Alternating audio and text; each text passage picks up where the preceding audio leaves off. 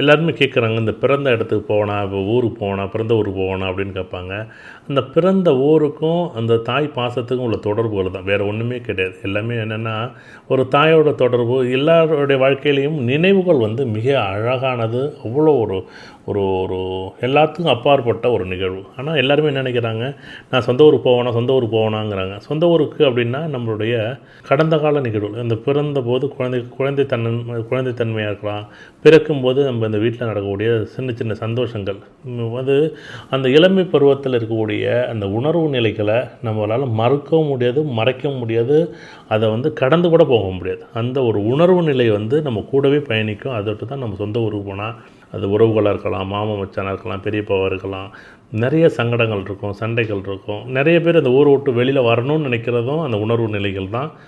இல்லை எனக்கு அந்த ஊரை பிடிக்குதுன்னு சொல்கிறதுக்கு அந்த உறவுகளும் அந்த நம்ம கூடி இருக்கக்கூடிய சுற்றமும் நட்பும் அந்த உறவுகளை வச்சு தான் நம்ம என்னால் சொந்த ஊருக்கு போகணும்னு நினைக்கிறது. எப்படி தாயிட்டே நம்ம பால் குடிக்கும்போது எப்படி அந்த இருக்குமோ அந்த மாதிரி ஒரு உணர்வு நிலை, அந்த பற்றும் அந்த பாசமும் என்ன அப்படின்னா நம்மளை சுற்றி இருக்கக்கூடிய சூழ்நிலைகள், அந்த நினைவுகளுடைய பதிவுகள் தான் நம்ம சொந்த ஊருக்கு போக முடியுமா, சொந்த வீட்டுக்கு போக முடியுமா, நான் பிறந்த ஊருக்கு போக முடியுமான்னு கேட்குறாங்களே தவிர மற்றபடி வந்து இப்போ நம்ம எல்லா இடத்துலையும் ஒரு வேலை பார்க்குறோம், இல்லை அதை விட எனக்கு சுகமான ஒரு வாழ்க்கையோ, இல்லை அதை விட எனக்கு சுகமான ஒரு உணர்வு நிலையோ அந்த நிலை கிடச்சிட்டுனா நான் சொந்த ஊருக்கு பாதி பேர் போகிறாங்கன்னா ஒரு 60% பேர் போகிறாங்க, 40% பேர் சொந்த ஊருக்கு போகிறதே கிடையாது.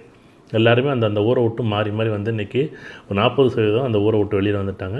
ஆனாலும் ஒரு 60% பேர் சொந்த ஊருக்கு போகணும்னு நினைப்பாங்க. சொந்த ஊர் ஏதோ ஒரு தொடர்பில் வச்சுருப்பாங்க. அது ஏன் அப்படின்னா அந்த உறவுகளுடைய நினைவுகளோடு பயணிக்கிறது தான். அதை தான் அவ்வளோ பாசமாக நம்ம நேசமாக வச்சுருக்கோம் இன்றைக்கி வரைக்கும்.